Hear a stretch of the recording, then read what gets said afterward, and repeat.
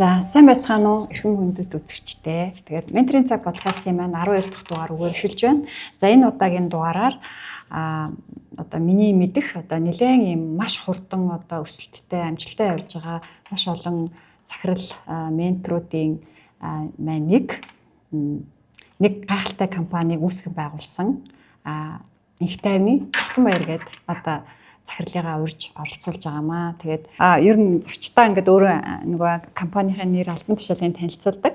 Би энэ удаа бол ингээд зочнороо өөрөөр нь танилцуулах гэдэг байгаа байхгүй юу? Яагаад гэвэл нөгөө одоо тэр нэг компанийн нэрийг бол үнэхээр брэнд болгож чадсан. Тэгээд Жохогийн нэрний өмнө одоо тэр нэг нэр яваад идэг. Тэгээд тэр нэрийг одоо үнэхээр ингээд брэнд болгож чадтлаа. Ингэж хөгжүүлсэн гайхалтай бас түүхээ хуваалцаач л гэдэг. За энэ гоё подкастнда тий аварж оруулсанд танд бас баярлалаа. Тэгээд энэ 15 дугаартай гэж ойлгосон тий. Тэр дугаарын бас ингээд нэг одоо limited тий ийм подкастны бас нэг ийм оролцогч болж байгаа. Одоо миний хувьд бол бас ингээд гоё ингэж хүндэтгэж баярлаж бас оролцож байна. Намайг инхтэй овогтой Чухланбаяр гэдэг. Царамтай 10 гэдэг Сабаглаа бодлын үйлдвэрлэлийг Монголд 6 жилийн өмнө эхлүүлж ирсэн. За тэгээд тэр компани маань болохоор одоо Монголд бас нэг тодорхой хэмжээнд нэг байр суурь эзлээд бас бусдад танигдаж ирсэн байна. Тэгээд Царамтай 10 гэдэг маань болохоор бас сайхан утга төгөлдөр нэр байгаа. Тэгээд царам гэдэг маань ер нь бол шимт хижээл ихтэй Монгол үгийн утгандаа тэгээд нөгөө үржил шимтэй газрыг нөгөө ард цармын цэцгэн гэж байдаг шүү дээ. Тэгэхээр тийм газрыг монголчууд нөгөө царам гэж нэрлэдэг. Тэгээд царамтай гэдэг нь болохоор цар хэмжээ ихтэй, олонтойгоо түмэнтэй гэдэг бас утгатай. Тэгээд Монгол бэлэгдлэр одоо 10-аг бэлэгдэж царамтай 10 гэдэг бол нэрийг өгчээсэн. Тэгээд одоо энэ нэр маань бас эхлээд бол яг үнэндээ энэ нэрнээс бас тодорхой хэмжээнд ингээд бизнесийн уулзалтанд явхад бол ичдэг байсан. Яг хөдөөгч юм шиг санагдал хүмүүс гурил будааны үйлдвэр ч юм уу гэл тэгдэг байсан. Гэхдээ одоо бол манайх энэ том одоо ийм царамтай гэдэг одоо энэ нэрээр аягүй гоё юм ялгарлыг бий болгоод бас энэ зах зээлд бас ингээд танигдаж чадсан юм хамт олон байгаа. Их гоё нэртэй. Одоо нөгөө Жохогийн тухай ярихлаар нөгөө царамтай гэлдэгдэн шүү дээ. Царамтай гэж бол Чухланбаярын тухай яригдж байгаа гэдэг нь ойлгомжтой тий. Тэгэхээр царамтай 10 гэдгийг бол ямар ч байсан бизнес эрхлэгчдийн одоо эрхлэгчдийн хүрээнд ер нь бол мэдхгүй юм байхгүй. Сая бол одоо бизнес цэник нөгөө конференц дээр бол бас энэ нэрийг үнэхээр гайхалтайгаар тайзан дээрээс тунхаглан зарлж чадсан. Тэгэхээр энэ одоо 6 жилийн дотор ингээд царамтай гэдэг нэрийг одоо ийм гоё ингэж таниулж чадсан. Энэ одоо гоё ноу хав юу вэ? Тэгээ Монгол хүн бас бэлэгдлэр нэрэндээ ч байгаа, хөдөлмөртэй ч байна. За тэгээд бас нэлээ юм тууштай байсан. Тэгээд санхүүгийн салбарт 10 жил ажиллаж агаад гинтгэн үйлдвэрлэгч болно гэдэг төлөвлөгөө гаргаад тэгээд эхлүүлсэн. Тэгээд маш сайн судалгаа хийсэн. Судалгаа 3 жил яг энэ салбар Монголд яг ямар хэрэгтэй юм те. Энэ салбарыг одоо ингээд олборлоо орцсон байхад надад ямар бэрхшээл тулгарх юм. Сад нь өөрөө юу байх юм, сорилт нь өөрөө юу байх юм. Би юугийн даах юм, юугийн дааж чадахгүй юм те. Гэт энэ болгоны нэлээд сайн төлөвлөсөн.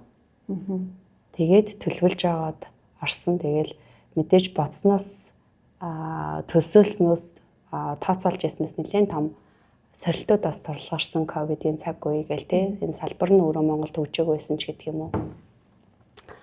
Тэгэхээр ийм олон сорилтуудыг даваад манай хамт олон болвол өнөөдрийн тодорхой хэмжээний амжилтанд хүрчээд байгаа. Тэгэхээр энэ нь өөрөө уйгахгүй бас хөдөлмөр байсан. Маш олон бүтлгүүтэл байсан, маш олон алдаанууд байсан. Тэгэл тэр болгоноосоо суралцаал. Тэгээ хурдтайгаар хэрэглэгчээ сонсоол. Тэгээд хувь хүн компани хөгжлийг ер нь бол маш сайн байхаар ажилласан. Сая бизнесийн тэр том конференц дээр маш олон орж ирсэн. Тэгээ тэн дээр нийт 7 ихтгэлээс одоо хамгийн сонирхолтой, хамгийн бодит, хамгийн практикал, тэгээд хамгийн гоё storyteller-сэн яг ийм одоо маш бас гоё юм нөгөө үзэгчтэй хүндэлсэн, маш ажил хэрэгч бүх зүйлийг хослуулсан хамгийн гоё ихтгэл байсан. Тэгээд тэрнэрээс би өөрөө чинь тухайн ерөөсөө өмнө нь мдээгүй зүйлээ мэдчих авсан. Тэгээд тэндээс маш их судалсан. гэж байгаа байхгүй юу. Тэгээд ингээд өмнө одоо нэгтлэнгаар ажиллаж байхдаа энэ бизнесээ эхлүүлэх гээд маш их судалсан, ганцаараа явсан, аялсан, бичсэн ингээд тэгээд тэр ковидын цар тахлын үед ингээд яг эхлэхээс нь жоохон өмнө ингээд бизнес эхлүүлсэн билээ шүү дээ. Тэр жил ковид гараад тэгсэн ч гэсэн ингээд зогсоогүй ингээд явсан. Тэгэхээр зөвхөн ингээд тууштай гэдэг нь бол хангалтгүй, маш зоригтой, маш их тийм судлаач тэгээд тийм өөртөө аяг үнэнч хүн байна да гэж би бодсон л доо. Тэгэхээр ингэж одоо баг 3 жил ингэж энэ үйлдвэрийг байгуулах уу гэдгээ ингээд судлана гэдэг чинь өөрөө бас аюул сайн ажилласан биз дээ, тий. Тэгэхээр хүн бол бараг л сэтгэл хөдлөлөөрөө ингээд хийчихдээ шүү дээ. За болох юм байна гэл ингээд ерөнхийлж бодоол, тий. Тэгэхээр аливаа юмыг судлана гэж яг юу хэлдэг, яаж ажилласан бэ? Өөрийнхөө одоо ингээд судалгааныхаа одоо жоохон ноу хавнаас хуваалцж болох уу? Тэр ихтгэлийн хувьд болохоор ер нь ингээ хүмүүст их хүрсэн нь нэлээ юм үнэн байсан. Тийм. Миний яг хүнд таалагдна гэхээсээ илүүгээр бас хүнд бас яг энэ бизнес ийм хэмжээний бизнес эхлүүлж бас болдог. Би юу үгүй гэж бодсон бэ гэхээр монголчууд зүгээр баг зэргийн ингээд ийм нэг зориглоод үзээсээ тэр зориг гаргадаг зориг нь өөрөө бас хөрөнгө оруулагч байхгүй ч гэсэндээ нэг юм Монголын нэг эмэгтэй хүнд бас ингээд байж идэг. Тэр зоригийг гаргасан шийдвэрийнхаа төлөө тууштай яваад тууштай явсан ч гэсэндээ бас тодорхой хэмжээний золиос бол гарна төлөөс бол төлнө бид нар. Тэр нь өөрөө юу байдیں۔ Тэгээд энэ нэг тийм бид нар юмыг аюун хол гэж боддог байхгүй амжилтыг хол, туршлагыг хол гэж боддог. Тэгэхээр өөрөө хөгжөөд ирэхэд бас нэг тийм амар хол биш шүү. Дээрээс нь та бас нэг тийм ингэж танд бас боломж байдаг шүү гэдгийг бас ойлгож зорьсон тийм. Тэгэхээр буцаад хоёлаа асуулт руугаа ороход бол аюу олон юм юу байсан зүйлийг дэнчин тавьсан байсан. Судлаад эхэлснийхаа дараагаар хизээний ингээд нөгөө нүдэндээ ингээд төсөөлөө шүү дээ. За би Монголд байхгүй үйлдвэрлэлийг би болгох гэж ингээд төсөөлөө явах болгондоо нөгөө юм нүдэндээ харж байгаа нөгөө зориг руугаа илүү ингэж том хараад ахаар наана нь болж байгаа цаад бэрхшээлүүд ер нь бол за байдгал зүйлдээ за энийг нэг ингээд гарандаа ч гэх юм уу ийм асуудлууд бол байсан. Тэгээд судалгаа 3 жил хийж яхад миний нэг одоо яг зөвхөн энэ компаниг биш ер нь нэг юм гэр хүмүүжлээс үүссэн нэг юм төлөвшөл ах гэж би бас хардаг. Тэгээ ээж аавыг өсгөж хүмүүжүүлсэн нэг энэ хүнд нэг юм жижиг зүйл дээр ч гэсэн нэг юм ихтгэл алдахгүй байх За бас жижиг зүйлээс ч гэсэн хинтээч уулзсан бас өөрийнхөө одоо үн цэнийг мэдрээд дээрээс нь бас нөгөө тэндээс тэр хүнээс суралцах юу байна гэдгийг ингээд шингээж чаддаг тэр одоо чадвар бас энэ компанийг бас үүсгэн байгуулахад бас энэ сорилтуудыг давхад бас нэлээд юм дэм болсон байх гэж би бас боддог. Тэгээд 10 жил байхасаа л ээжтэйгээ автагаа ингэж хөдөлмөрлөж ер нь бол ажиллаж сурч наран туул дээр ээж манай ээж бичиг хэргийн дэлгүүр багш байж байгаад бичиг хэргийн дэлгүүр ажиллаулаад ингээд зардаг байсан. Тэгэхэд өвлийн хүүтэнд ч зохистой байсан. Тэгээд тэр болгон надад нэлээд юм ямар ч юмны одоо тууштай, сахилга баттай хичээл зүтгэлийн цаана бас тодорхой хэмжээний амжилт гардаг юунд тууштай байх нь чухал шүү дээ бас. Нэг бүтэхгүй юм зориглчоо тэр нь тууштай байх нь шүү дээ. Тэгээд судлах жахтаа бол би за Монголд яг энэ үйлдвэрлэл хэрэгтэй хэрэгтэйгээ ард би яаж тэрэнд хөрөх вэ гэдгийг болохоор яг л ийм нэг юм өөр хүн юм шиг одоо би бас ингээд буцаад ингээд ухраагаад ингээд харахаар тэр магадгүй ингээ өөр жахаа юм шиг надад бас бодогддог. Тэр зориг надаас яг яаж гарсан юм бол хүнд магадгүй нэг юм эртээ үе байдаг баг. Утга сэлмээр жишээ авах юм бол тэгэхээр ямар ч тийм эртээ хутга талхацсэл ах юм бол тодорхой хугацааны дараа мохно шүү дээ. Тэрэн шиг яг хүнд яг нэг юм эртээ үе дээрээ чавчих хэвээр юм шиг л санагдсан. Тэгэхээр яг дараа надад ямар ч эрсдэл тулгарсан ямар ч одоо бэрхшээл байсан гэсэн би бол за дайраад үзье, зориглоод үзье. Хүн хизээч ер нь бол нөгөө бүх юм бэлэн болчоод эхэлдэг шүү дээ. Тэгэхээр эхэлсний дараа бэлэн болдог гэдэг.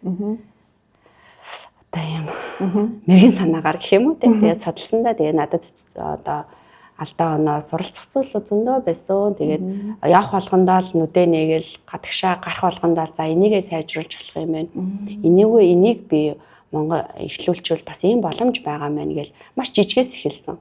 Тэгээл алхамаар сөмөр бүр явж урагшилсан байх л та. За тэгэхээр сав баглаа бодол цаасан хайрцагны үйлдвэр гэдэг бол бас тийм ч нөгөө юм одоо амархан салбар биш шүү дээ тий. Маш их за байр сав талбай хэрэгтэй, том машинууд хэрэгтэй, олон ажилтнаа хэрэгтэй гэл тий. Тэгээ энэ болгоныг ингээд хийгээд явж байхдаа би яг юу хийгээд байна гэдэг юм бас асуулт өөрөөсөө асууж ирсэн үе байсан уу? Байсан. Ямар үед тийм асуулт орж ирсэн? Одоо хүмүүс ингээл одоо уул уурхай ч юм уу том 8 хийгээл ингэж штэ тэ. Тэгээл ингээл арилжаа хийгээл ингээхлээр миний үйлдвэрлэж байгаа манай компани үйлдвэрлэж байгаа бүтээгдэхүүний өртөг маш жоохон штэ. Тэ. Тэгэхээр одоо нэг бүтээгдэхүүн 10 мянгаар зарагддаг бол тэрний нэг 70 төгрөгөн ч юм уу 80 төгрөгөн ч юм уу магадгүй ундаа усны нэг 20 төгрөгөн ч юм уу шашиг бидний үйлдвэрлэж байгаа бүтээгдэхүүн маш гэтээ тоош хэрэг гэх. Тэгээд энэ өөрөө нэг юм бүтээгч байх гэдэг юм үн цэн рүү илүү тэмүүлээд наана нь бас яг дунд нь ингээл асуудал тулгараал нийгмийн даатгалын өрөнд ороод татвар дээр дансаа хаалгаал тий. Тэгэл заримдаа ингээд ажилчдынхаа цалингч тавих боломжгүй үе байна. Гэтэ миний нэг яг баримтлагдаг зарчим бол хамгийн түрүүнд бол ажилчдынхаа цалинг тавих. Тэгэхээр ковидын үед ч гэсэндээ хүүхдүүдтэй хоолгүй байсан ч гэсэндээ би бүр хүнээс зээл авч байгаа л цалингаа хүртэл тавьдаг байсан. Тэгэхээр тэр одоо нөгөө нэг юм жоохон юм гэж бодохгүйгээр юмд юм хариуцлагатай зангаар юу байдаг нь ер нь бол бас нөгөө нэг ажилчдынхаа итгэлийг авч ээж бусад одоо харилцагчдынхаа итгэлийг авах тий. Тэгэхээр тэр олон одоо нэг юм тодорхойгүй нөхцөл байдлууд намайг бас ийм бодолд хүргэжсэн. Яагаад улс орон хийчих юм бэ? Тэ? Магадгүй өөр одоо илүү боломжтой хүн хийчих юм бэ? Чи өөрөө яа ингэ болохгүй яваад байгаа юм гэдэг ийм асуудлууд бэрхшээлүүдтэй тулгархтаа бас өөрөөсөө ийм асуудал асуужсэн. Гэтэ өөрөөсөө л асуужсэн. Биш одоо би ингээд байна ч гэдэг юм уу ийм одоо зорьцсон л юм чинь тийм юмыг бол бусдад одоо тулгаад ч юм уу нөхөртөө ч юм уу тий хамт олондоо тулгаад бол явж байгаагүй заримдаа ийм ганц хүний бас тий нөгөө хөрөн одоо үүсгэн байгуулж байгаа хүний хувьд болохоор давуу талч вэ сул талч вэ шүү дээ. Тэгэхээр яг ингээл өргөжүүлээл ингэж хурдцтай явах нь бас яг зөв юм болов гэдэг айдас бас гинт үүсдэг байсан үүсдэг тэгнэрүүд тэр үүсэх болгондоо бас айн гэхдээ бас л нөгөө зөрөгтэй алхахтаараа алхах нь тэнгүүт бас нөгөө талдаа бэрхшээл гарч ирээл те дансаа хаалгаал тэнгүүт цалингаа тавих болоод хил дээр бүтээгдэхүүн гацаал харилцагчийн утаа ингээл тасалдуулах гал те энэ үед за яг юу хийгээд байгаа юм бэ гэдгийг бол асууд. Манай салбарын хувьд болохоор жоох юм онцлог байхгүй юу? За магадгүй одоо энэ нэг юм аяг үйлдвэрлэдэг хүн байлаа гэхэд энэ аяг үйлдвэрлэхгүй байсан ч дахиад нэг өөр бүтээгдэхүүн орлого бүтээгдэхүүн бол байх байхгүй юу? Гэтэл бид нар одоо талхны ууд ч юм уу ундаа усныхаа шошгыг магадгүй өөрсдөө зогсоо одоо үйлдвэрлэж чадахгүй, нийлүүлж чадахгүй байх юм бол манайхаас нөгөө нэг салбар юу яадаг? Дараагийн үйлдвэрлэлийн процесс зогсох тэр үйлдвэрлэлд нөлөөлөх болохоор биднээс илүү хариуцлага тийм байна. Тийм илүү юм цахилга бат шаарддаг. Хурдтай байх, цаг хугацаантай байх гэл тий. Тэрс биш бид нэр ус үйлдвэрлэдэг байх юм бол одоо бид нэр зах зээл тусаа нийлүүлэг бол за дахиад нэг компани нийлүүлсэн байгаа шүү дээ. Тэгэхээр бид нар бусад Монголд үйлдвэрлэж байгаа компаниуд нөгөө юм нөлөөлөгч үйлдвэрлэгч болохоор тэрэн дээр илүү юм хариуцлагатай байх шаардлага байдаг. Тийм байна тий. Тэгэхээр одоо нөгөө энэ компани одоо маркетингийн болон тэр хэрэглэгчдийнхээ сэтгэл ханамжид одоо үзүүлж байгаа нэг үнц нэгж байгаа штэ. Тэгээ тэрнгээр ингээ маркетинг гэхэд одоо нөгөө cure зарчим модельгээ ярьжсэн тий. Жишээлбэл нөгөө convenient, uniqueness, relationship, одоо expense гэж байгаа. Тэгэхээр сав баглаа буудал хайрцаг савны одоо энэ үйлдвэр, танай үйлдвэр ер нь хэрэглэгчтэй, харилцагчтай ямар үнц нэгийг бүтээдэг вэ? Бид нар нөгөө бас яриа эхлэхийн өмнө ч бас ярьжлээсэн тий. Тасралтгүй хөгждөг компани хөгжүүлдэг, өөрсдөө бас хөгждөг гэж байгаа. Тэгэхээр сав баглаа буудлын үзэсгэлэн одоо аль оронд ямар улсад болж байгаа гэдэг дээр бид нэр өөрсдөө очиж хөгждөг. Тэнгүүтээ харилцагчаа ингээд одоо том компаниуд л одоо бүтээгдэхүүн хөгжүүлэлтийн алба гэж байгаа шүү дээ. Тэгэхээр жижиг одоо яг ийм үйлдвэрлэгч нарт бас тийм байдаггүй. Одоо захирал нь баг магадгүй бүх юм хийгээл ингээл явж идэг. Тэнгүүд бид нар за зөвгийн балыг ингэж савлдаг болцсон байна. Танаа бүтээгдэхүүн аль зах зээл рүү одоо аль сегмент рүү орж ирэх юм те.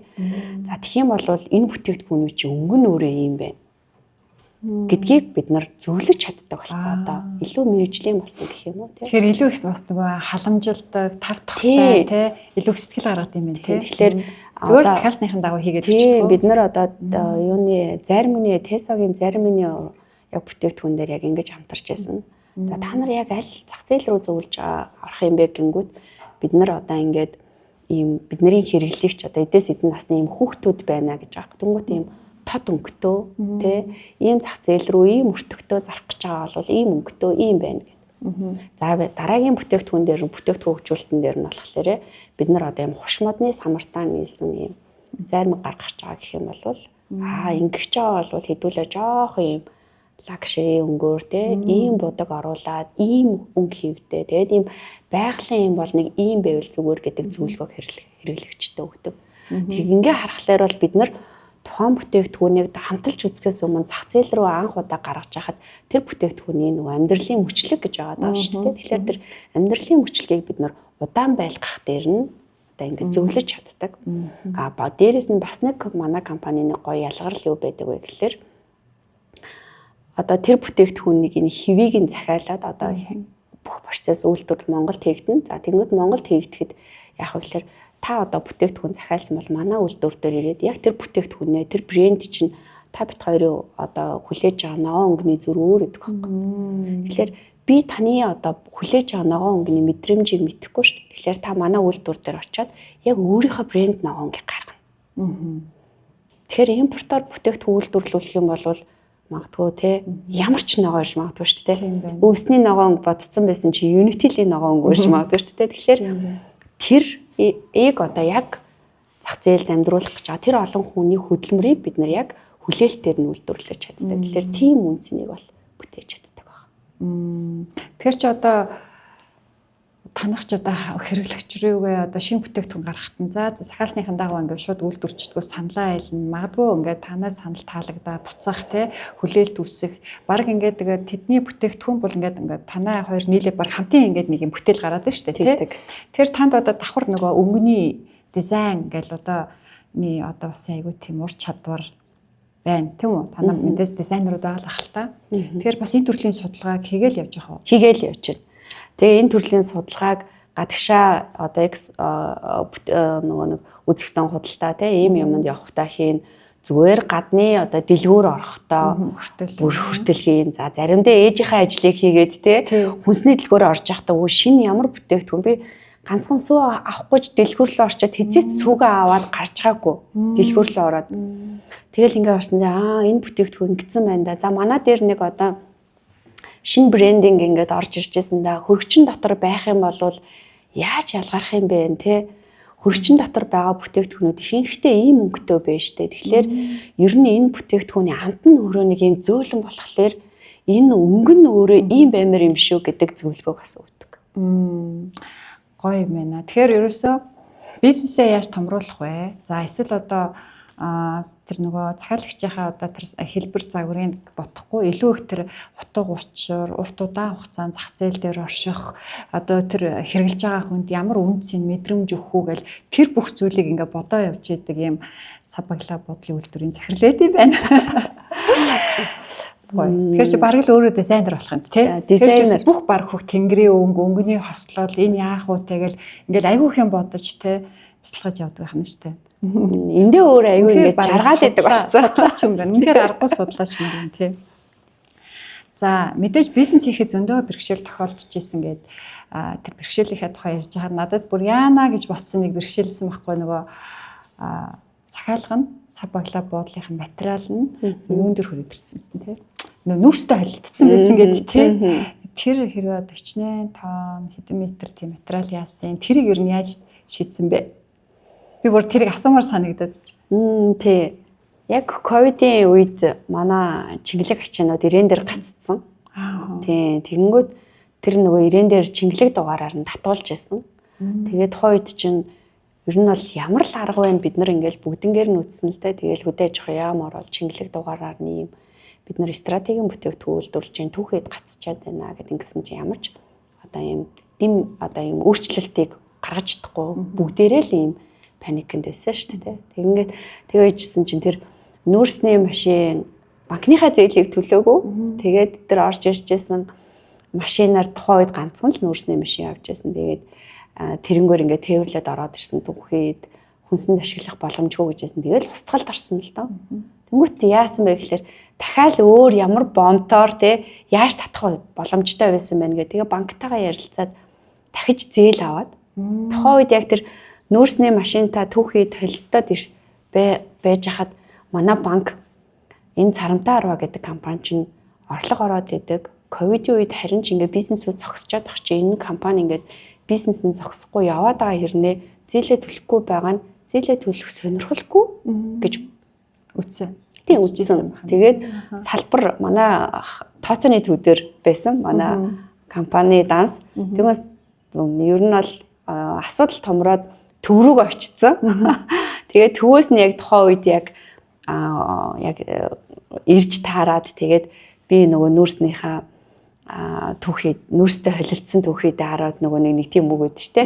Нөгөө буруу харж уйлж зөв харж инeen гэдэг шиг те ажилчдынхаа хажууд энэ нэг хийж чаднаа энийг хийнэ гэд орцсон хүн чинь нэг тийм юмд бас ингээд имтрээд зүрхшээгээд байх одоо ингээд шантраад байх эрх надад байгаагүй.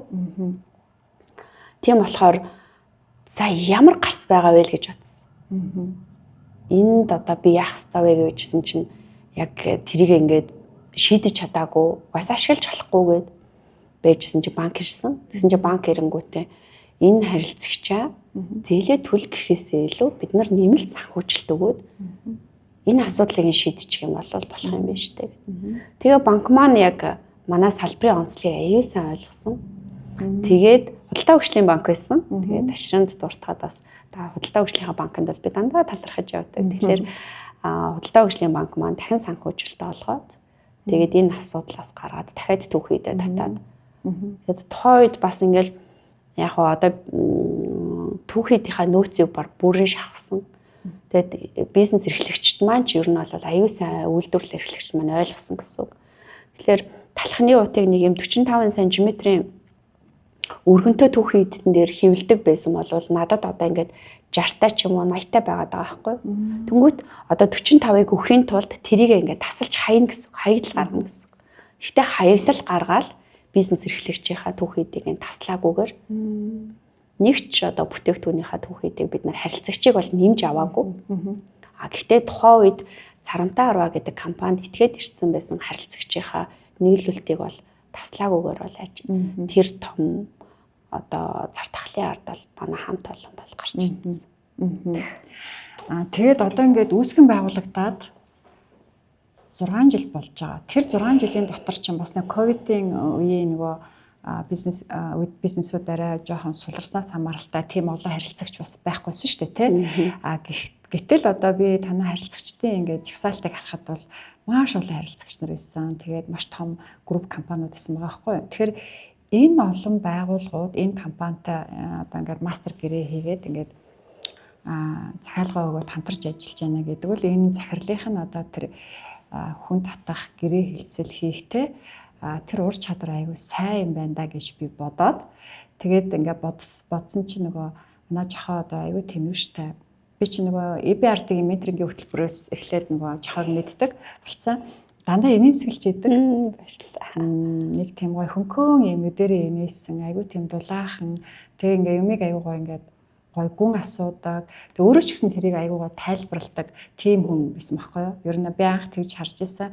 Тэгээд би энэ одон компаниг ийм богино хугацаанд өөрийнхөө хэрэглэгч болгож чадсан гэхэлэр би бас хамгийн түрүүнд энэ хүний одоо яг өөрийнх нь бодит чадвар бол ийм хариуцлагатайгаас гадна ихтгэл найдварын хүнд одоо ингэж найдвар төрүүлэх тэгээд ийм negotiation хийдэг ийм гэрээ хэлцэл хийдэг ийм чадвар тай юм байна гэж бодсон. Зөв. Энэ дээр болохоор бас магадгүй нөгөө нэг эхний удаад яг хамтарч байгаа тохиолдолд бол харилцагч маань одоо царамтаа арваг мэдэхгүй, чахвааг мэдэхгүй болохоор магадгүй айгүй гоё минэж гадна гэрээ ээж магадгүй тий. Гэхдээ нөгөө эн чинь бүтээгдэхүүний өнгө төрөх өөрийнх нь бүтээгдэхүүний нөгөө зах зээлд танигдах нүүр царай борлуулалт тий байдаг болохоор хамт олон яг энэний ард баттай байж чадсан. Тий. Яг би өөрөө гэрээ ихний захирлуудын ингээл үүдийг сахиал тэгэл за манад Монголд нэг юм үйлдвэр бий болж байгаа. Манай компанид итгээд одоо нэг бүтээгдэхүүнийхээ эдхэн хувийг нөгөөд үзээч гэдэг анхны хэлцлийг бол өөрөө хийсэн нь үнэн. Энэний араас Царамтаа арва гэдэг компани чинь энэ дэний чадвартай, энэ дэний харилцагчийнхаа итгэлийг дагаад бүтээгдэхүүнээ үйлдвэрлээд явж чаддээ шүү гэдэг итгэлийг жилд одоо ингээд сунгаа явдаг. Бүхний ард бол юу хамт олон манд байдаг. Тэгэхээр хамт олон болвол яг бат байж чаддаг. Бас хөгжих стан байна, туршлагачих стан байна гэдгийг ингээд өөрсдөө ингээ ухамсарлцсан гэдэг нэг зүгт харцсан сайхан юм хамт олон байдаг. Тэгээ тэрэн дээр би ковидын үед одоо мат гэлгээр хосолсон технологи гэдээ би бас нэлтгэл дээр ярьжсэн. Тэрийг бид нэр 20 онд компани байгуулчаад 21 онд тэр технологиг Монголд анх удаа нэвтрүүлж ирсэн. Тэгээд тэр маань одоо ч бас ингээ анхдагчаараа энэ салбартаа бас бид нар яг ийм том ялгарлыг үзгээд царамтаа л хийдэг гэсэн юутай үгтэй бас тэр харилцагчийг татаад явж байгаа. Тэгэхээр тэрийг хийдэг байхад амар том зориг байсан байгаа байхгүй юу? Хятадаас тоног төхөөрөмж ирээд ирсэн. Тэгсэн чинь V International-ийн Cover гэдэг бүтээгдэхүүнийг бид нэр ингээ хийж ирсэн. Тэгээд бид нэр 4 сард нийлүүлэх байсан. Тэгсэн чинь ковидын үед нөгөө тоног төхөөрөмж нөгөө 3 сарлаад ирсэн. Тоног төхөөрөмж огсарч чаддгүй. Хятадууд чинь зөвөр WeChat-аар холбогдоод тоног төхөөрөмж огсраач гэсэн чинь онлайнаар ковид тусах гэдэг юм шиг бүр ингээд холбогдохгүй алга болсон. Тэгээл бид нар ингээ YouTube хараал нөгөө тоног төхөөрөмж огсраал. Тэг хэдэн шуудаагаар нь ингээд хаягдал гаргаж ирсэн тийм. Тэгэхээр магадгүй хэрвээ би одоо тэр компани том компанид тэр мат гэлгээр хосолсон технологиор бүтээгдэхүүн үйлдвэрлэж чадна гэд хэлсэн байхад чи л чадна гэж хэлсэн шүү дээ тий. Чи өөрөө чадаач гэсэн бол би бас одоо дараагийн бүтээгдэхүүнийг дараагийн гэрээг авах боломжгүй шүү дээ. Гэтэл бүр шүний хоноод ч хамаагүй тэр бүтээгдэхүүнийг ингээд чадах гэж хамт байж тэгээд тэр том одоо сорилтын ард гарч чадсан би хамт олноороо нэлээд бахархдаг. За тэгвэл танаа одоо байгууллагын бүтцийг сонирх юм. Хэдэн одоо алба нэгжтэй, хичнээн ажилтнтай вэ? Танаа одоо хүний нөөцийн бодлого бас яаж явж байна? Тэр нөгөө ер нь л ингээд хамт олноор аяг бахархаад байна шүү дээ. Тэгэхээр бол ер нь юм нэлээд ингэж сэтгэлтэй ажилтнууд байдаг юм шиг байна. Тий. Би хамт олноороо нэлээд бахархдаг. Тэгээд бас нөгөө өөрөө санхүүгийн салбарт ажиллаж байхдаа удирдахжсэн удирдагч нараасаа бас хүн төвтэй ажиллахыг тий хүнээ бодохыг бас нөгөө өсгөж хүмүүжүүлсэн нөгөө ээж аав гэр бүл байна шүү дээ. Тэндээс бас хүн өөрөө ямар чухлыг бас ингээд нэлээ юм өөрөө ойлгоцсон юм байна гэж хардаг. Тэгэхээр нөгөө аудит хийж өмнө нь тэр аудитын албаны захирал байсан гэсэн шүү дээ. Тэгэхэд бол бурхан минь би нэлээ тийм эготой захирал байсан юм лээ.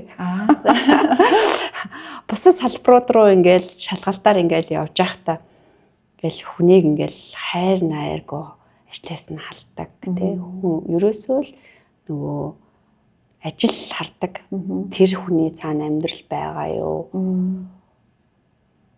энэ хүн одоо энэ асуудлыг үүсгэх шалтгаан нь өөрөө юу байсан юм болж гэдэг юм уу тий энэ алдааны суурь нь өөрөө юу байвч гэдэг юм уу ийм юм ерөөсөө боддгоо яг алдаа л бол алдаа гэж үздэг хүн байсан юм билээ. Тэгээд яг хувийн компанитай болсон чинь хүн чинь айгүй мөр болт юм билээ шүү дээ. Тэгээ өө тийм үү гэдэг болдог. Тэгээд яг энэ асуудлуудын бас өөр шалтгаан нь өөрөө юу байвч гэдэг юм уу нэлээ юм нухацтай бодож үздэг. Тэгээд манай дээр одоо манай үйлдвэр хужир болон байхад манад ярамгаас явдаг ажилчид байдаг ч тийм үү. Тэгээд манад ажиллаж байгаад гадагшаа ажиллах гэж явчаад буцаад Монголд ирэнгүүтээ царамтаатай ажиллаж байгаа ажилчид байна тийм. Тэгэхээр энд нэлээ нэг юм өөр юм яваад байна да. Тэгэхээр мэдээж нөгөө би нөгөө зөөлөн хатууг нэг ингэж нюанслж чаддсан болоо даа л гэж өөрийгөө бас жоохон хардаг. Тэгээд нөгөө чанар одоо юу гэхээсээ илүүтэйгээр бас хүнээ боддог тий хүнээ хөгжүүлдэг. За энэ тэнд ирээд манай компанид хүн ажиллаж байгаа ч гэсэндээ нөгөө тэр хүний маань бас амьдралын чанар нь сайжирч явах хэвээр. Дээрээс нь бас нөгөө өөрөө юу сурч юу тэнд зөвхөн цалиа авахын тулд ажиллаж гин үү бас нэг үнцэн мэдрэхийн тулд ажиллаад байна уу гэдгийг нь бас ингэж жоохон ярилцдаг гэх юм уу тий. Тэгэхээр танах хэдэн алба хэлтстэй хэдэн ажилтдаг гэсэн? Одоо яг үйл ажиллагаа үйлдвэрлэл гэдэг хоёр салдаг. Тэгээд дээр салангуудаа яг үйлдвэрлэлийн жилийн үйлдвэрийн мастер маань аваад үйл ажиллагаа хариуцсан захирал маань ингээд тусдаа ингээд явчихдаг. Тий. Нэг ээлжиндээ нэг 20 гаруй 26 70 хүн ажилладаг. Тэгээ хоёр ээлжээр ажилладаг. Тэгээ 50 гаруй хүний ер нь бол ажлын байраар хангаад. Анх бол 3 хүнтэй л эхлүүлчихсэн. Өөртөө нийлээд 3. Тийм. Одоо бол яг ийм ажлын байрыг би болгоцсон. Гэтэ манай бас салбарын хувьд болохоор тоног төхөөрөмж маш сайн хөгждөг. Хөгжсөн. Тэгэхээр 80% нь бас автомат, 20% нь хүний оролцоотойгоор. Тэгэхээр танах чинь нөгөө 24 цаг тасралтгүй тий? Өглөө 8 цагаас оройн 21 цаг хүртэл тэгээд нэг өнжөөд нэг шинэ амрааж агаад ингээд юм тий. Окей. Түрүү нөгөө хэлсэн ер нь аягүй тууштай байсан гэдэг. Гэхдээ тууштай байсан хүн болон бас ингэж бас бизнесийг амжилттай авч явахгүй л юм л да. Одоо миний мэдэх бас зөндөл тууштай хүмүүс байна. 10 хэдэн жил болсон, 20 жил болсон мөртлөө одоо хүртэл ингээд нэг юм соёлын тодорхойгүй, бас хаашаа явах гэдэг нь тодорхойгүй, айгүй тийм дотоод зөрчилтэй, асуудалтай. Одоо яахаа мэдэх болсон бас компаниуд байдаг. Тэгэхээр тууштай байна гэдэг нь яг ямар их ихтэй ер нь зүгээр ингээл өстэй би нэгэн л одоо ингээд энд яатсан юм чинь ингээл зүтгээд байх хэрэгтэй юм уу? Эсвэл арай өөр нэг юм тууштай байх ноу хау байна уу? Юунд тууштай байх нь чухал байна те. Хулгай яхад тууштай байгаад яж болохгүй шүү дээ те. Тэгэхээр тэр тууштай байх нь өөрөө сүулдэ юунд хүрэх вэ гэдгийг эхлээд олж харах хэрэгтэй байх гэж бодож байна. Тэр ер нь алсын хараатай тийм. Тэгэхээр тэр одоо тууштай гэх үзэлт өөрт нь одоо орон зай байгаа юу те. Өөрт нь одоо би болох хүнц нь байгаа юу. Тэр ямар нөхцөлд би болгож байгаа зүйл нь ямар нөхцөлд тасалдах вэ?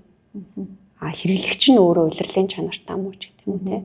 Тэгэхээр тийм зүйлүүд нь эхлээд харах хэрэгтэй байна. Бид нэр хэрэглэгчийн судалгааг хийхгүйгээр сэтгэл зүг бас судлахгүйгээр ингээд бүтээгдэхүүн үйлдвэрлээд байдаг шүү дээ. Манай хэрэглэгч нар ч гэсэн бас нэг тийм хүн байдаг байхгүй юу?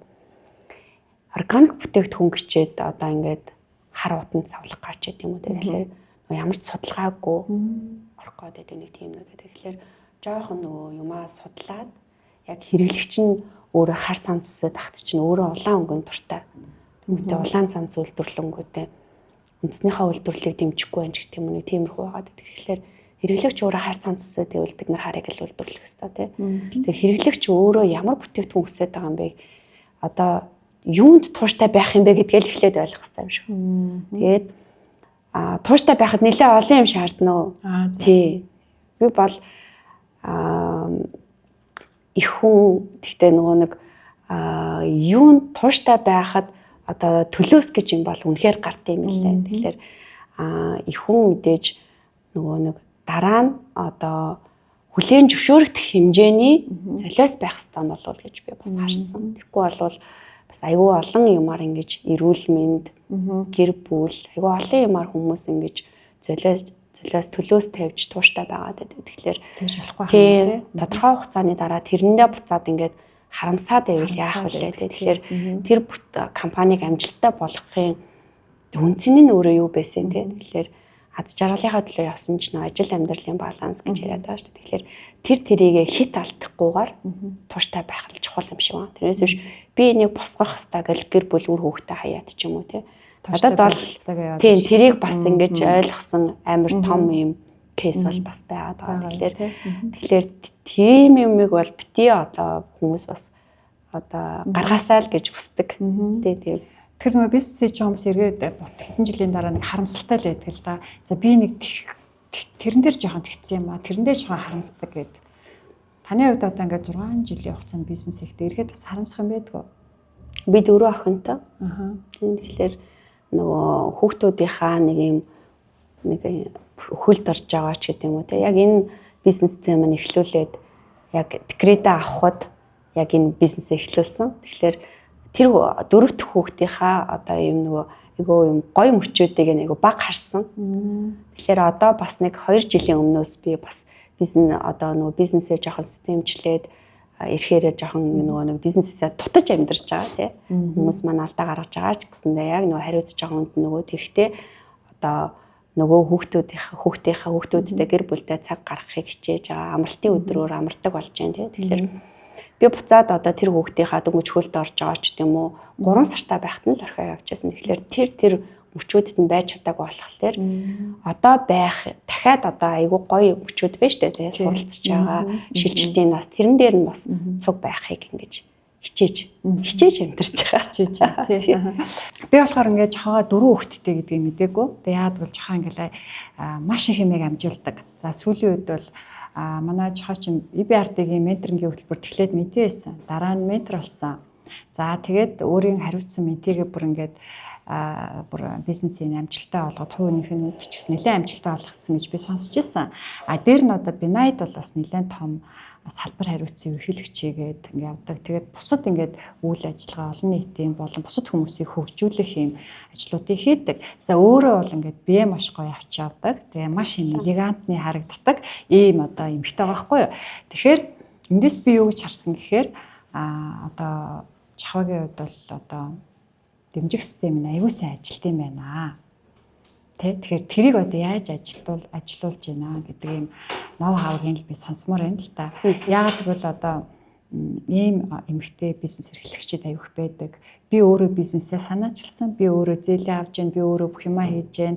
Тэгсэн мөртлөө хүүхдээ цэцэрлэгээс нь авах гэж जैन. Эцэгхийн уралд нь очин ч гэдэм үү те. Тэгэл гэр орныхоо одоо яажлыг зохицуулна хоолоо хийн гэл ингээл явж байгаа дунд нь ингээд өөрийгөө одоо гээцсэн.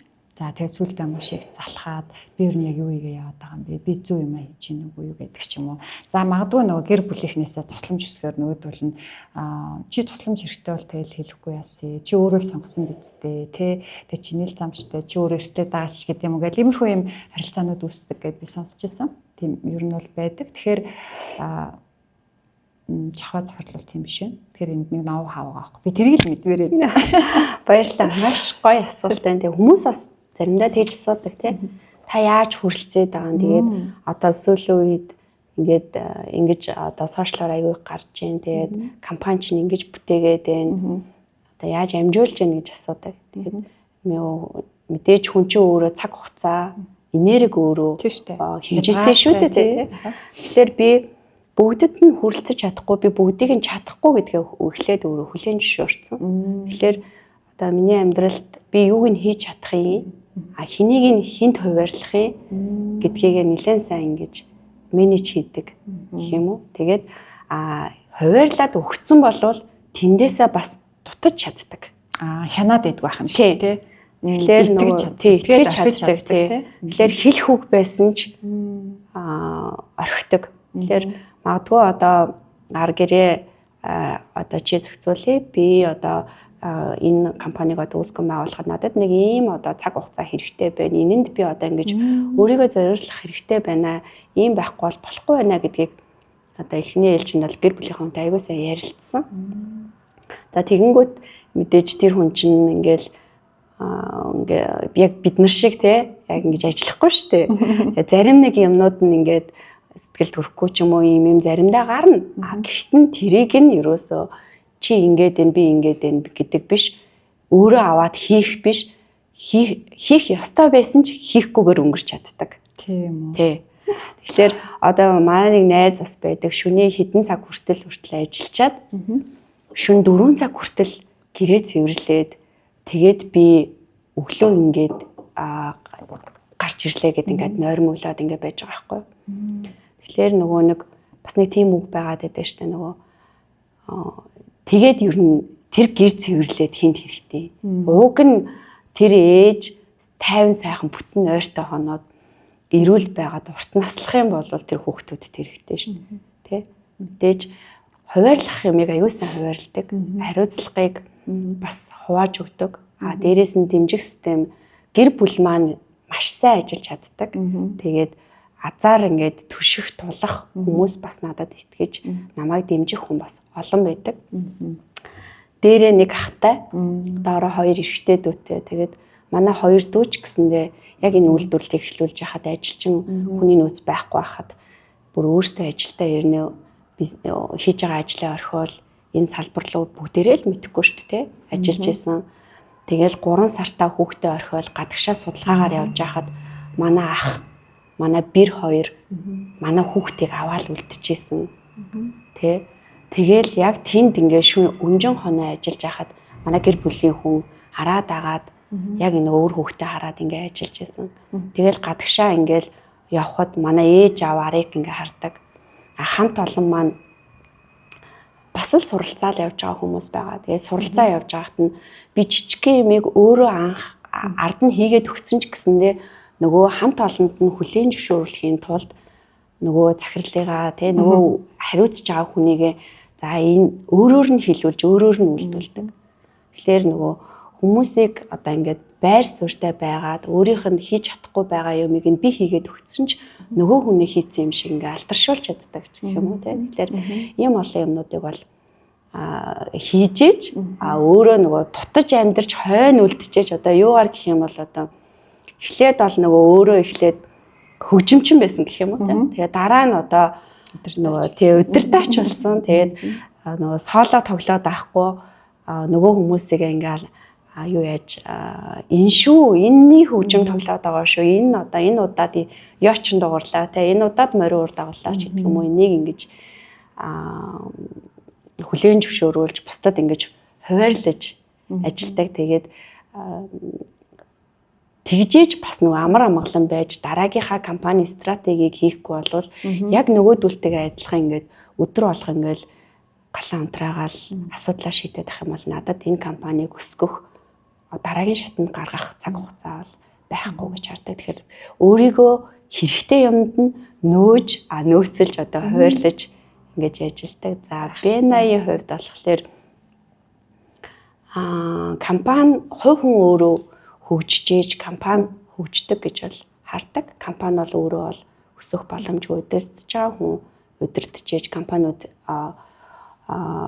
өсдөг болохоор миний одоо ийм нэг юм суралцахад үлэн байдалтай B80 байгууллага бол нэлээд үнд цүүлтэй тохирдог. Тэгээд ийдэг байдаг. Тэгээд тэр захирлуудын өөр категорийн хүмүүс тэнд ингээд хүн болгоны ингээд үүсгэсэн түүх, бизнесээ үүсгэсэн түүх, давсан даваа нь өөрөө байгаа. Тэгэхээр тэндээс хүн бас нөгөө заавал тэр нэг нүхэнд унсан болвол тэр нүхэнд нь унаад гарах биш, тойроод гарах бас боломжийг бас тэндээс бас суралцдаг. Тэгэхээр миний нэг юм суралцах үнд зүйлтэй B80 байгуулах нэлээд ингэж гоё тохирч өгдөг. Гэтэ зөвхөн одоо суралцах гэж ороогүй бүр нэг салбарынхаа ерөнхийлөгч болоод тэгээд даваа там бас өөрчлөлт хөгжилтөнд хувь нэмэр оруулсан байна лээ. Тэгэхээр одоо яг энэ B80 таныг яаж өөрчилсөн? Мөн тэгээд танаар дамжуулж бизнест чи яаж нөлөөлсөн? B80 байгууллага болохоор би одоо бас өөрөө бас B80-ыг сонирхоод байгаа байхгүй юу? Ямар гоё. Тэгэл асууж байна. Нөгөө нэг ийм ч хүн байгаагүй ингээл нэг үгээд шүлэг байдаг шүү дээ. Ийм ч хүн байгаагүй, ийм болгосон үнэнд би байна гэж тэгж шүү дээ. Тэр шиг яг чавхаа бас яг ийм ч бас нэг ийм нээлттэй бас ингээд бусдын өмнө компаниа өөрийгөө ингээ ярих хэмжээний бас нэг ийм байгаагүй. Тэгэхээр B80 байгууллага дотор орж ирээд бол энэ болгон хөгжсөн. Дээрээс нь танилын хүрээ нэмэгдсэн. Тэгээд маш олон гоё маркетингийн ажилчтай болсон. Тэг манай салбар гихт ч одоо 120 гаруй гишүүдтэй захирлуудтай. Тэгээд тэр одоо 120 маркетингийн ажилтнтай компани Монголд бол байхгүй шүү дээ. Тэгэхэд бол яг ингээд царамтаа арваа жахаа гэл ингэнгүүт ерөөсө тэр хүмүүсийн ингээд уулзалт нь ингээд нэг юм зүгээр юм үйл ажиллагаан дээр ингээд танилцсан шүү дээ. Тэгэхэд ингээд нэгнийхээ өмнөөс нэгийгээ ярих хэмжээний ингээд тэр хүнийг илүү сайн ингээд таньж чаддаг. Тэгээд 7 хоног болгон уулзаад ахлаар ер нь 7 хоног болгон уулздаг найз нөхөд үгүй ээж авч одоо яг байхгүй байгаа шүү дээ. Тэгэхээр 7 хоног болгон уулзаад ахлаар илүү хэтгэлцэл төрдөг. Тэгээ хэтгэлцэл төрөөд бизнесийн илүү мэддэг болсон юм чи хаач нөгөөхөө ингээ ярьдаг болчихдаг. Тэгээ BNI сэтгэлгээ өөрөө нэг юм одоо үнэхээр өөрийнх нь үндсэн философи нь give gain гэдэг байгаа. Тэгэхээр өглөвч хүн үнэхээр л өдөлдөг гэдгийг ер нь бол BNI-аас хардаг. Тэнд очихоор одоо нэг одоо ингээд та BNI байгууллага руу ингээд орё гэж тантай ингээд ярьж байхад таны категори өөрөө юу вэ гэж ингээд бодонгууд миний толгой өөрөө тантай ярьж байгаа хэрнээ ямар хүнтэй холбоод өгчвөл энэ хүний одоо подкаст те дараагийн ямар захирлууд байж болох гэдэг юм уу таны ингээ ороод ирэхэд миний толгой ингээ шууд ажиллаж байгаа байхгүй. Тэр нэг team сэтгэлгээнд ингээ суучдаг. Айгуу гоё. Тэгээд ер нь бол танахыг team компанийн захирлаа сонсоод ирлээ гэж ирдэг. Тэгээд энэ сүлжээ нь өөрөө одоо Монголд 26 салбартай орон нутгуудад бас байна. Тэгэнгүүт 1300 гишүүнтэй байгаа байхгүй юу? Тэгэхээр 1300 гишүүн дотор манай компаниг ингээ маркетинг хийгээд ярина гэхлээр бас ингээд нэлээд бас эдийн засаг талдаа ч гэсэндээ ийм зардал хэмнсэн ажил байгаад байдаг. Тэгээд орон нутаг одоо дараа том компанич орж ирдэг. Жижиг одоо бичил бизнесүүд ч бас энэ BNI сүлжээгээр бас орж ирж манай компани харилцагч болдог байгаа. Тэгэхээр BNI-д ороод хэдэн жил болсон? 4 дахь жилийн сонголтоо хийж байна одоо. Тэгэхээр яг зөндөө олон өөрчлөлт гарсан баг. Гэхдээ би нэг ийм өөрчлөлтийг харсан. Өөрчлөгдсөн болов уу гэж бодсон. Гэхдээ зөв хэлж байна уу? Маш гоё тайзны соёлтой, маш гоё тайзан дээр бие авч явдаг, посо зөв авдаг. Дээр нь одоо нөгөө ихтгэл тавих тэр маш гоё цэгцтэй, яаж эхлүүлж, яаж өрнүүлж, яаж дуусгахаа хүртэл айгуу гоё мэргэжлийн төвчөнд авч явж байгаа харагдсан. Тэгэхээр энэ бас BNI-аас сурсан байж болох уу? Тийм. Яг тийм.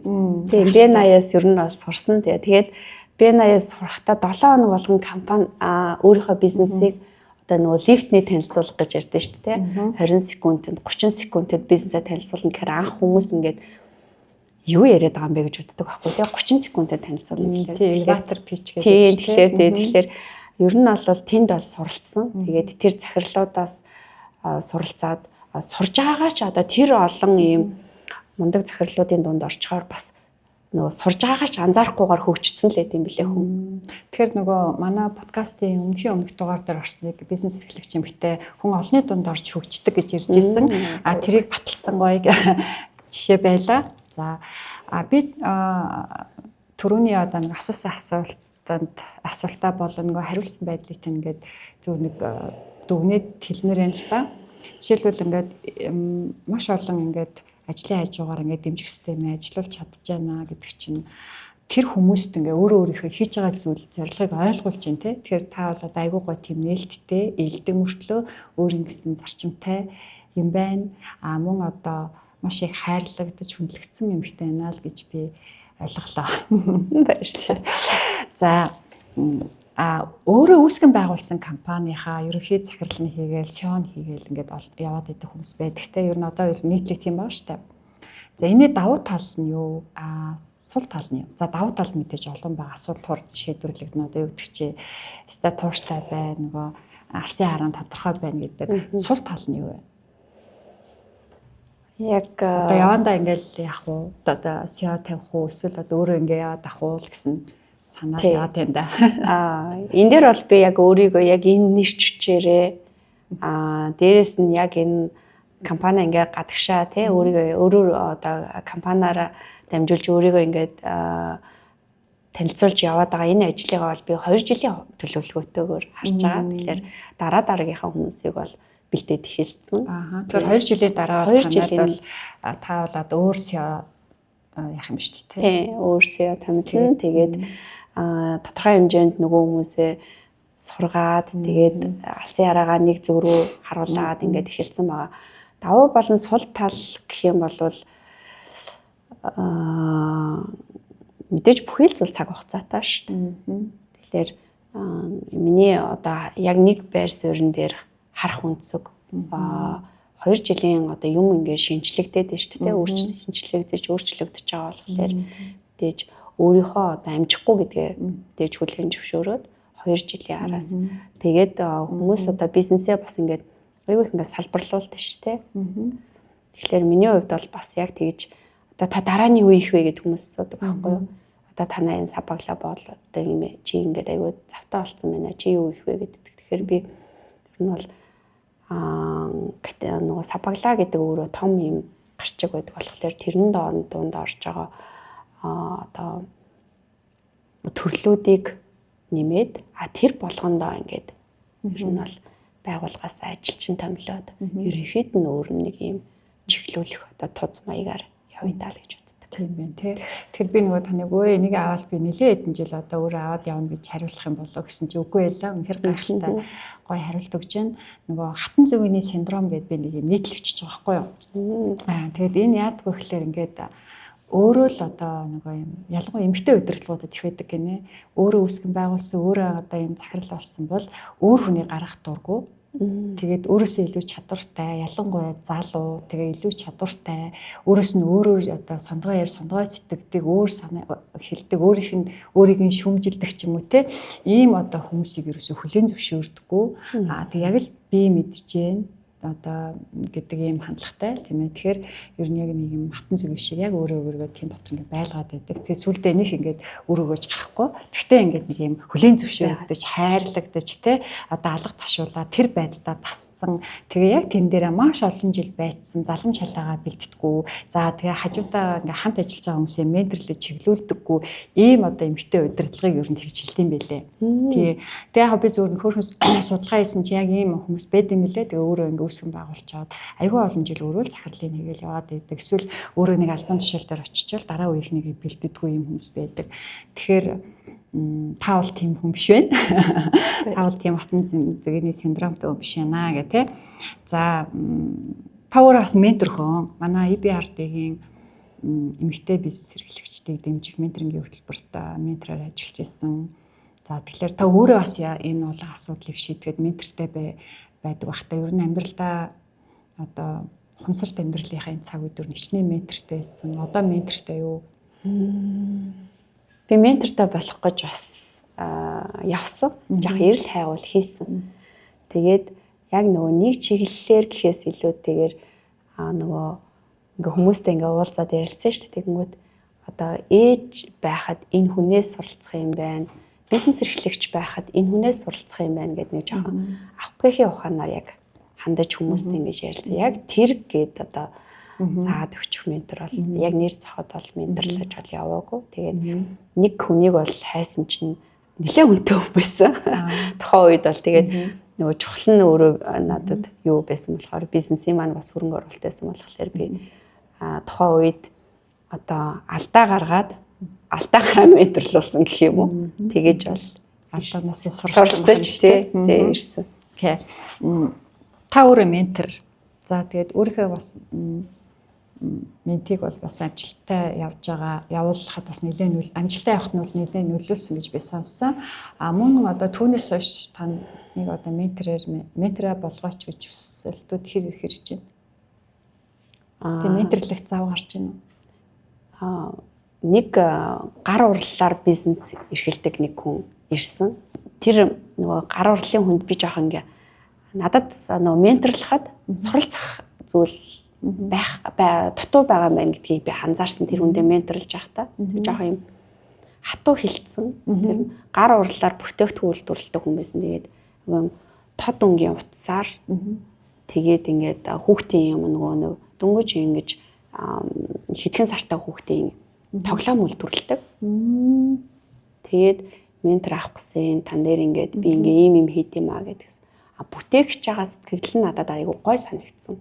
Тэгээ би эхлээд өөрөөс нь та ээж үү гэж асуусан чи би хүүхдээ ингээд гаргаж байхдаа энийг ингээ бодсон юм аа гэдгсэн. Тэгээ надад тэгэнгүүт нь би за би хэрэглэгчийн үүднээс таны бүтээгдэхүүнийг харах юм бол би хүүхдэд авч өгөхгүй. Яа тэгэхээр одоо энэ тоглоомд ч энэ лакм мод чинь хүүхэд эхлээд дөнгөж таны хэрэглэгч чи өөрөө ингээд таны мэдэх хүн амаараа эхэлдэг тий. Тэгэхээр амандаа хийн гэх. Тэгээд ийм лакта мод амандаа хийх нь зүгээр нэгдүгээрт тий. Хоёрдугаарт та ингээд утасчин ингээд ягаан юм утсаар хийсэн мэс энэ мэдээж будгаар гарч байгаа гэсэн чинь хүүхэд ийм тод өнгийн юм дуртай байдаг гэж байгаа. Тэнгүүд мэдээж тод өнгийн юм дуртай. Гэхдээ юм будагтаа утас байх нь зөв юм.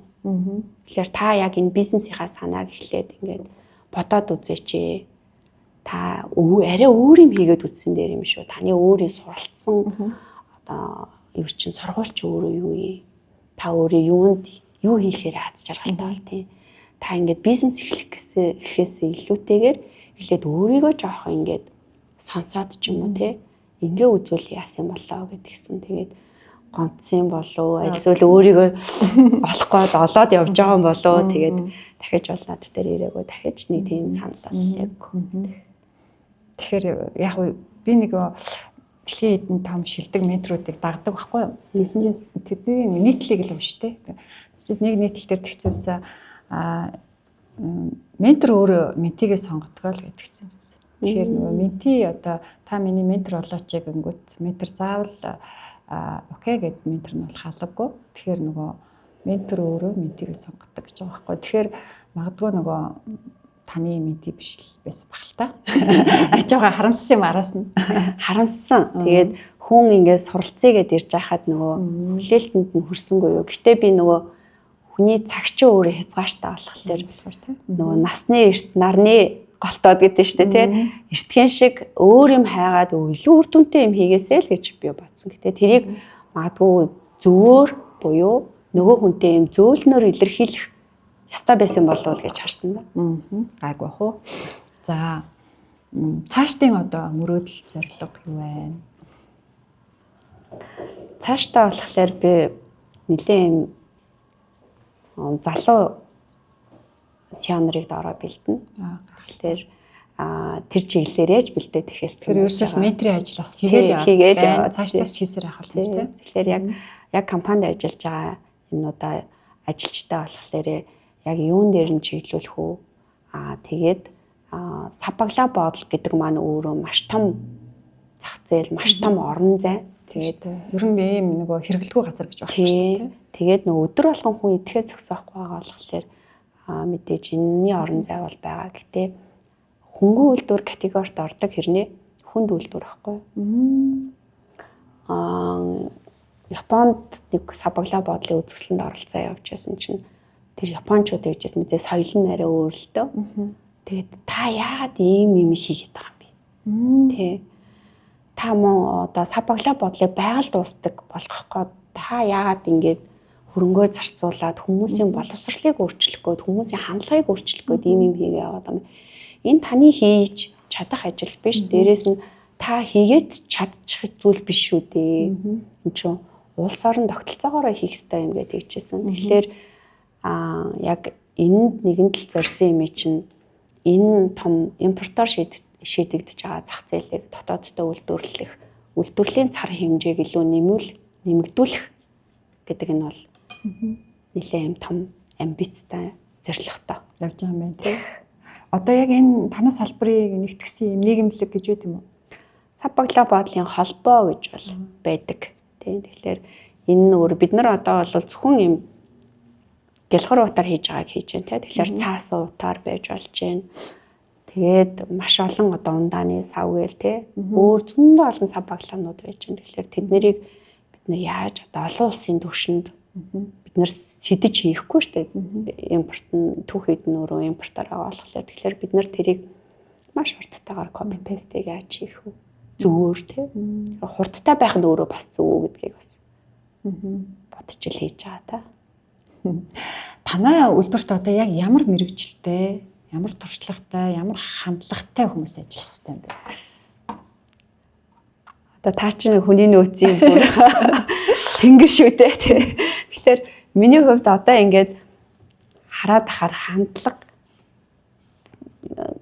нэг юм хазгаа юмыг ингээд нэг юм тэгшлээ тавьчихдаг хандлагатай хүн хэрэгтэй байна нэгдүгээрт. За тэгээ би ингээд одоо яг ингээд 6 жил яг ингээд хүний нөөцөө бас өөрөө хэлээ шүү дээ нэг хэсэг. Тэгээ ингээд явж байхад айлыг хиддэг хүүхэд вэ гэж асуудаг болсон. За. Нэг юм тэр нь бас ингээд тэр нь ингээд нөлөөлөд ах шиг байна. Тэгэхээр жоохон техник сэтгэлгээтэй нөө тоног төхөөрөмж нь өөрөө жоохон автомат болохоор техник сэтгэлгээтэй хүн хэрэгтэй байгаа. Хоёрдугаарт айлын одоо ингээд яг ингээд миний л туллаар шүү дээ тийм ингээд хүний нөөцийн юм дээр ингээд ажиллаж байхад дунд хүүхдээ амир юм төсвөр төвчээртэй юм шиг санагдаад байгаа. Тэгэхээр би өөрийнхөө хүүхдүүдээс ч харахад энэ компанийн ажилчдаас харахад дунд хүүхдийн нэг юмыг даах ачаалал тий юмыг харилцаа харилцаа сурцсан нэг тийм чадвар бас байгаад байна тий. Тэгэхээр тийм байна. Тэгээд ер нь 80% нь ийм тоног төхөөрөмж автомат болохоор эмэгтэй хүнч бас ажиллах боломжтой юм ажлын байр байгаа даа. Яг Монголд бол яг энэ чиглэлээр бас ингээд сургаал чиглүүлээд өгөх одоо яг ийм боловсролын систем бол байхгүй л хата. Тэгэхээр жихад захирал хүнийг ажилд авахдаа ер нь яаж яж байгаад нэг аль хүүхдүүд асуучт юм байна тий. Гэнт нэг юм санаанд орлоо. Нэг залуухан байхад би нэг компанид ажиллаж байсан. Тэр компани захирал нөгөө дандаа амар сумын асуудаг байсан. Дээр нөгөө жилийн асуудаг байсан. Би одоо бүр их гайхдаг байсан байхгүй. Тэгэл дандаа өөртөө эвэл жилтэй хүнийг ажилд авдаг. Тэгээд яг өөрийнхөө аймаг, ер нь бараа аймгийн хүмүүсийг авдаг гэсэн байхгүй. Тэгээд би гайхдаг байсан. Одоо ингээд бодхолоор ялгарлаад байгаа юм шиг мөртлөө тухайн үед л тэр хүний одоо бас нэг менежментийн хүн сонгон шалгаруулахын арга нь байсан биз дээ тий. Шүмжлээд ах чинь байхгүй. Айлын дунд хүүхдүүд бол жохоо захиралтай уулзаад ажилд авах юм байна. Тэгээ матлын онлоорч гэдэг юм уу ер нь жоохон одоо манад ажиллаж байгаа ажилчдыг харахаар миний бас ингээл за энэ өстой бас нэг айтайхан хүн байна да гэж бодно штэ. Тэгэнгүүт л итгэл алдаал явчихдаг тийм. Хүн яг өөршгөө л хүнийг ер нь бодд юм билээ штэ.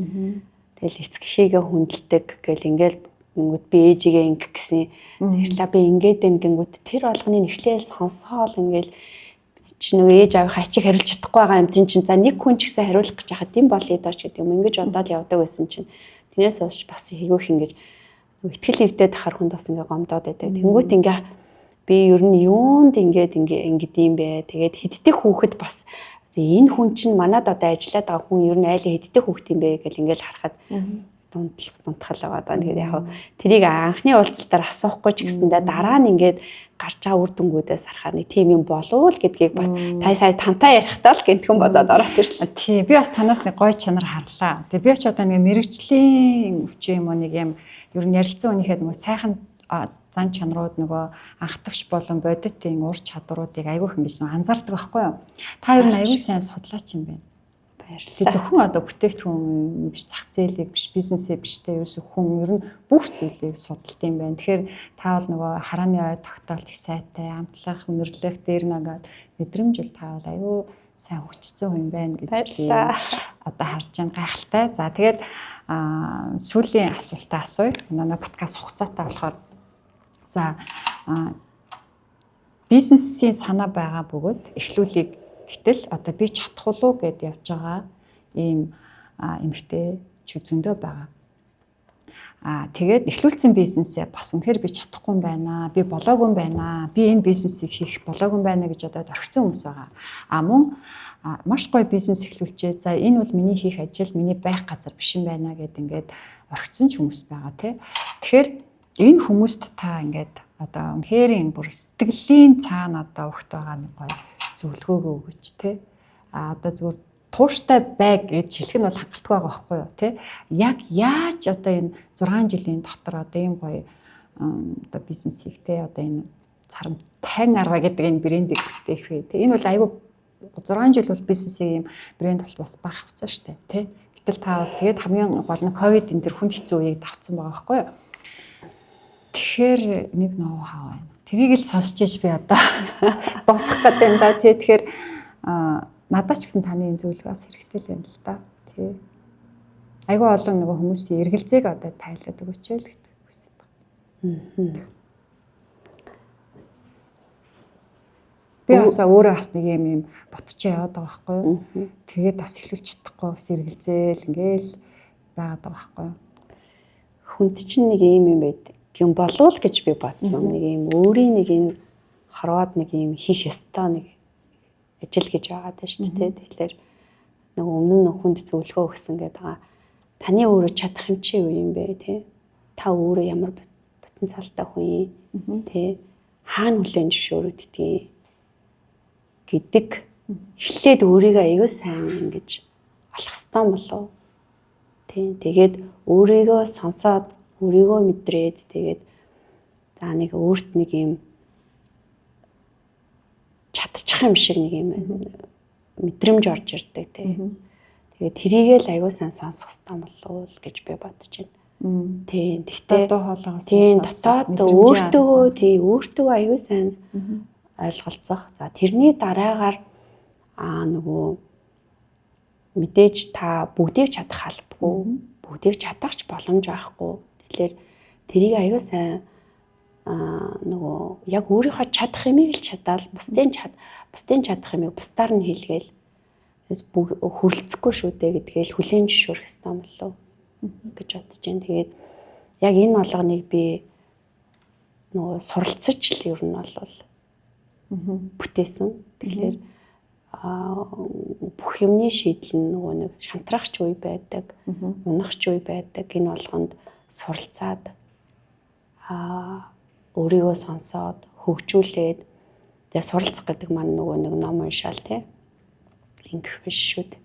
Тэгэхээр бид нар аюу олон юмыг төлөвлөдөг хэрнээ өөрийгөө яг нөгөө нэг бүтлгүй боллоо гэхэд тэрэнд одоо яах одоо реакшн сэтгэл зүгээ аюу юм төлөвлөдгөө болов гэж би бодсон байсан. Сэтгэл зүгээ төлөвлөх. Тэгэхээр сэтгэл зүгээ төлөвлөн гэдэг нь яг жоохон тодруулбал одоо банк би энэ компаниг үүсгэн байгуулах гээд ингээд зээл авах гээд явж байхад нэлээ юм өндөр хэмжээний хөрөнгө оруулалт шаарддаг салбар. Тэгэхээр зээл авах гээд явж байхад 5 банк татгалзаж ирсэн. Тэгэхээр энэ нь өөрөө нэгдэх хүн те нэгдэх банкн дээр очиод унах 2 3 гэд за болио л гэж бодох байх те.